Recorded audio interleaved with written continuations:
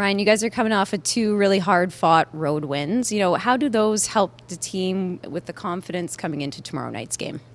It's tough to win on the road, right? It's a grind of a lead. A lot of flights. We're always on the West Coast, flying to the Oshawa there, and then a big game for Calgary. So it's not easy. So it helps with our confidence a lot.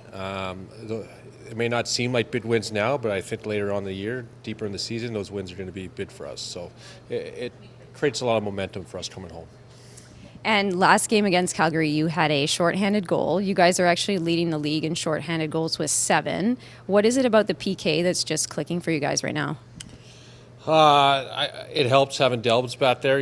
Anytime we're on the penalty kill, your best PKer has to be your goalie. So when he's gives us confidence, we know he's going to make a save. It kind of gives us the opportunity to break up, maybe create a little transition. But on my goal, I don't know, every blind squirrel finds a nut every now and then. So I was lucky that I went in, but I don't think Curt wanted me to shoot it all, to be honest.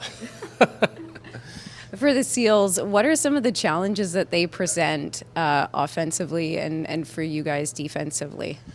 They just have a lot of dynamic players, like Westberg, Trey Leclerc.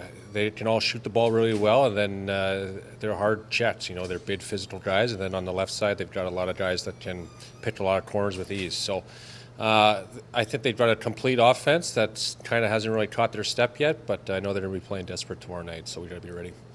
Yeah, and you talk about them playing desperate. What it's going to be important for you guys to start on the defensive end to sort of establish the way you guys want to play a full 60?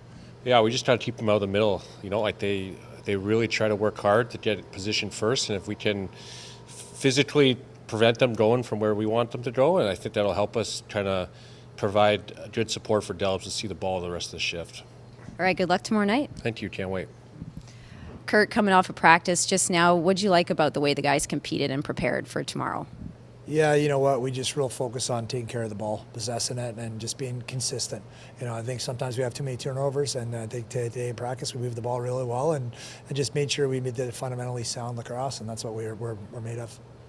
Coming off of 2 hard-fought wins on the road, you're home now. What does it mean for you guys to play at home tomorrow night? Yeah, it's huge. I know we got a real big crowd. They open up the upper bowl, and we're super excited. It's been over a month, and we're dying to get back in front of our fans, and our guys play at a different level when we're here at Rogers, and so we're super excited. San Diego's a team that likes to possess the ball. How important is your transition game going to be for tomorrow? Well, we're going to go when there's chances to go.